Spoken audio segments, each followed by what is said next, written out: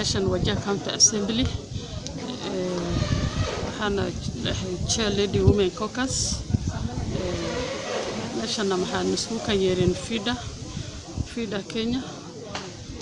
oo waxay naga barayaan maaragtay sidii dumarka loo caawin lahaa kuwa akhristeen oo hatta maaragtay aan fahansaneen xuquuqdooda jira xuquuqda dumarka aan generally laga barayo waxaana ka wada hadlaynaa sidii maaragtay aan isku saacideyn lahayn haddaan dumarna annaga haddaan nahay dadka nominated oo la soo dooranin laakiin meeshii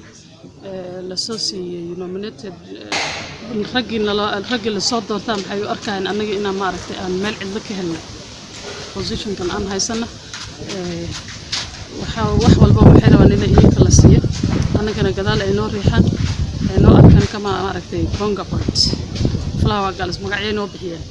oo maaragtay ninka meeshii waxaad ku soo hesheen bilaash annagana dad la soo doorto qarash ka soo baxaanahay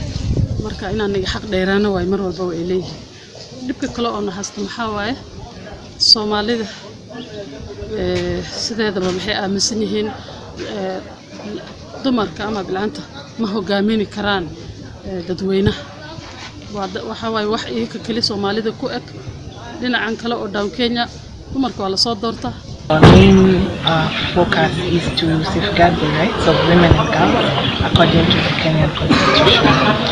Work is divided into two areas, the most prominent being the access to justice. We deal with different issues, gender-based violence, rape, incest, defilement, and many others, where we offer free legal services to the women.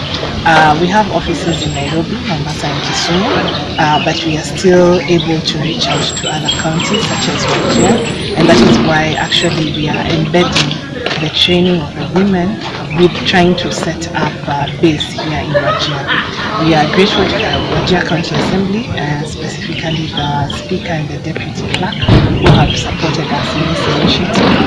They're trying to help us work with them so that we can benefit the women and girls of Wajir County.